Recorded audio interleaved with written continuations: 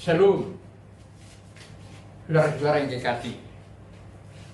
Tadi kita sudah mendengar satu lagu yang dinyanyikan oleh saksofon yang diambil dari nyanyian Kidung Jemaat nomor 733 ayat 1 dengan judul Yesus lawatlah hambamu. Demikian bunyinya. Yesus lawatlah hambamu, dengar doaku. Janganlah Tuhan berlalu, berilah berkat-Mu. Yesus Tuhan, dengar doaku. Janganlah Tuhan berlalu, berilah berkat-Mu. Dalam bahasa Batak. Dulu ma'awon o Tuhan, bigi anggukon. Rodoho tuah kadongan, topot nan awon. Yesus Tuhan, bigi anggukon. Rodoho tuah kadongan, topot nan awon.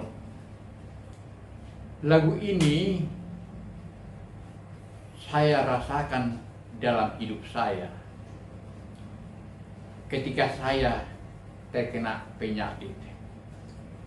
Pada tanggal 19 Januari, istri saya melihat saya sudah ada kelainan dari yang biasa. Kedua mata saya merah, batuk-batuk, lemas dan agak linglung, kurang kesadaran. Sehingga istri saya bilang sama anak kami yang kebetulan ada di rumah waktu itu, lihat kalian dulu bapak kita ini sudah kena sakit, bawa kalian dulu ke rumah sakit. Sebelum pergi ke rumah sakit, istri saya teringat kan kata bijak dari Dr. Martin Luther yang mengatakan, dengan doa setengah dari pekerjaan, satu mani ulau dutangian. Dengan arti, apapun yang kita kerjakan, apapun yang kita lakukan, apapun yang kita harapkan, akan sia-sia belaka tanpa didampingi oleh doa. Jangan hanya bersandar kepada obat-obatan saja atau pemeriksaan pengobatan oleh para dokter, tetapi perlu berdoa. Maka kami dengan anak kami berdoa dipimpin oleh istri saya. Setelah saya berdoa, kami berkemas mau pergi ke rumah sakit.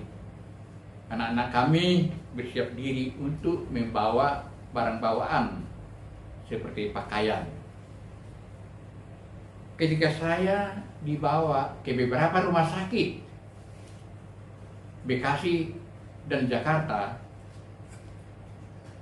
saya kurang sadar tak mengingat semuanya itu karena sudah kurang kesadaran. Tapi rumah-rumah sakit itu sudah dipenuhi oleh pasien virus 19 sehingga saya ditolak.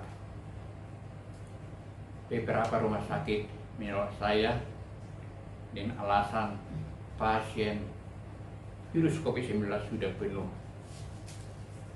Tapi ada salah satu rumah sakit di Jakarta, Rumah Sakit Columbia Asia, mengatakan, bawa kalian dulu bapak ini ke rumah sakit Kartika Pulmas. Kemungkinan besar bapak ini nanti diterima di sana. Memang, saudara-saudara yang dikasih, kejadian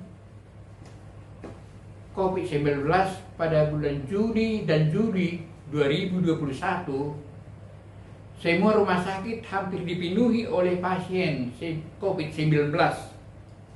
Sampai rumah sakit itu membuat bangsal-bangsal di depan rumah sakit itu untuk melayani penyakit COVID-19. Benarlah doa pemberkatan kami dari rumah. Sekalipun banyak rumah sakit menolak saya, Akan tetapi ada satu rumah sakit yang menerima saya, yaitu Rumah Sakit Kartika Pulau Mas, melakukan tes PCR, ronsen, periksa kadar oksigen. Ternyata setelah diperiksa dengan pemeriksaan PCR dan kadar oksigen dan ronsen, benar, ternyata saya sudah terkena COVID-19. Selama 3 hari 3 malam di ruangan IGD sudah dilakukan perawatan, pengobatan. Setelah 3 hari 3 malam saya di ruangan IGD, sudah ada perubahan. Saya dipindahkan ke ruangan zona merah COVID-19 lantai 2 Rumah Sakit Kartika. Di sana setelah 5 hari saya di Rumah Sakit Kartika Pulau Mas, berkat doa dari keluarga, saudara-saudara, keempat anak kami beserta istri saya selalu berdoa, mendoakan saya, mendoakan obat-obatan, mendoakan para dokter dan para medis. Ternyata setelah 10 hari dalam perawatan, COVID-19 sudah banyak perubahan. Kedua mata saya yang tadinya merah, batuk-batuk, lemas, agak linglung, sudah agak normal. Akan tetapi